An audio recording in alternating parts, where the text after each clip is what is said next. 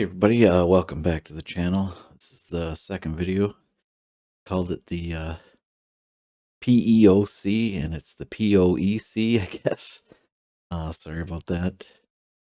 Um, anyways, liberals are known for their compassion and their way of seeing the bright side of the world, and executing decisions based on what's best for everybody. That's what they're known for. But most times they don't do it. I'm going to prove it here in video 2.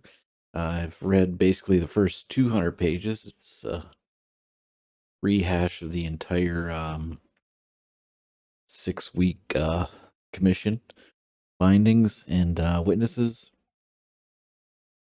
And there were a hell of a lot. I'll give you that. And certain things in this report here you're going to see.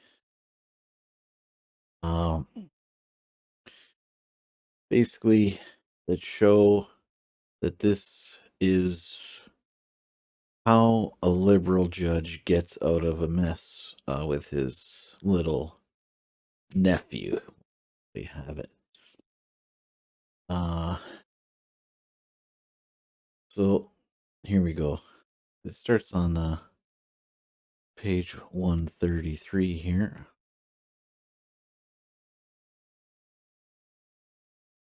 And I'm going to read some sections to you. So basically he goes through, this is the summary. So on 132, he basically ends the fact-finding mission, even though most of it isn't facts and lots of it is blacked out and certain things we don't know. So he only makes a decision based on what he heard at the commission. So it says here, in the remaining sections of the summary, I set out the findings of fact that enable me to answer the questions posed in the commissioner's terms of reference and to make recommendations for change. In addition, it would be unfair to evaluate anyone's performance based on what only became known after the fact. However, this should not be confused with assessing what was reasonably foreseeable to individuals and institutions at the time decisions were made. Well, they knew things the public didn't know, and these things added up to a bloody mess. Just like, Parliament is a bloody mess, like I said in the previous video. And it says, my assessments of others' performance are basically informed by both what they knew and what they could have reasonably known. Using hindsight, that is, what we don't know is not only appropriate but necessary in determining what lessons have been learned and what recommendations for change should be made. It is an important part. It is also important to note that I am precluded from making findings of civil or criminal liability. I am, however, permitted to make findings of misconduct. The Commission took appropriate procedural steps to permit me to make some findings of misconduct, such as sending out confidential notices in writing outlining what findings could be made, and giving parties the opportunity to tender evidence, cross-examine witnesses, and make submissions. Nonetheless, I have not in fact made findings of misconduct for 2 reasons. First, it was unnecessary to do so to fulfill my mandate. So his job was not to find guilt, it was not to find for civil or criminal offenses, and as a judge, that's usually what you do. So let's put all that guilty and not guilty things, chuck it out the window. Okay, so as soon as you do that, as soon as you sit down, what are you doing here? Making recommendations for the future? We're going to get to that in the next video. But before that, we'll keep going. Secondly, although I have found that certain institutions and their representatives' conduct was at times ill-advised or deficient, it did not rise to the level of misconduct. So because our hearts were in the right place, we just wanted them to go away. Well, your heart wasn't in the right place, okay? And I'll tell you why. Because if your heart was in the right place, you would have went out there and talked to people like a man instead of running away like a little bitty scaredy cat. There's certain things I'd like to add now. There's another section here. Let's see.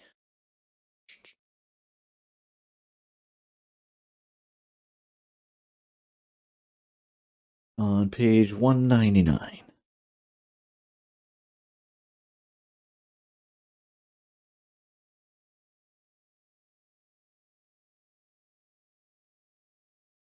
Economic considerations, 27.6. One interpretive question that arose during the inquiry was whether economic concerns could be relevant to the existence of a national emergency under the Emergencies Act.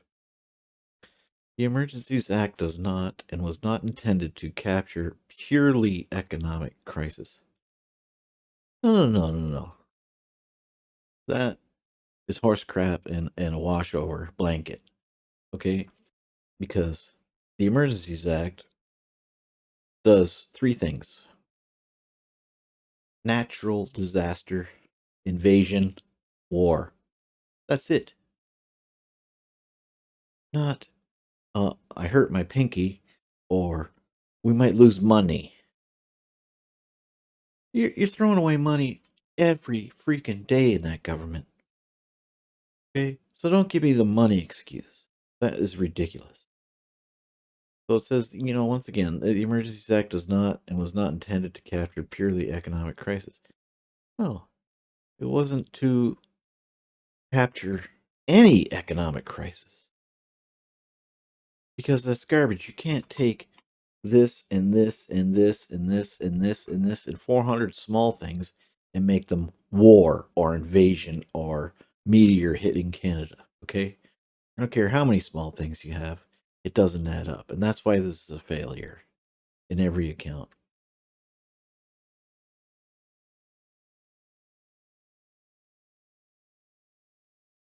So basically, what you can't do as the government is say this thing in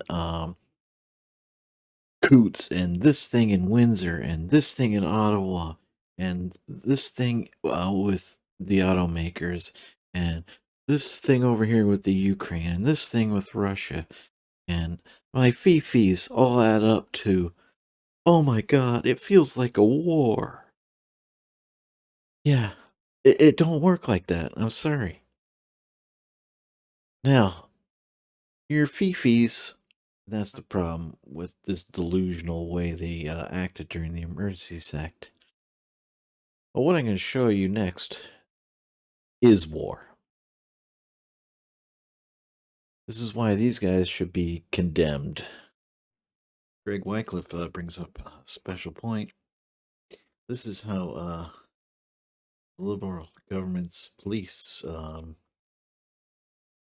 ahead and do what they do.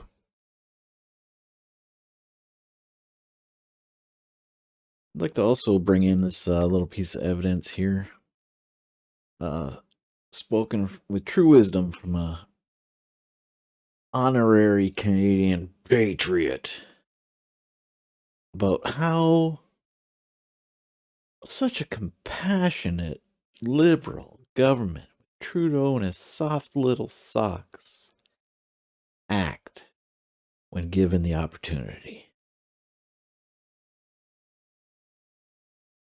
As I said in the video, and I've been saying for a long time, is to force a tyrant to act like one, you simply refuse to bend to their will, and they will reveal themselves to be who they are. In this case, they deployed the RCMP and various police forces and beat people with batons and shot them with tear gas canisters and trampled an Indigenous elderly woman with a horse. Another man was dragged lifelessly through a crowd, and so on.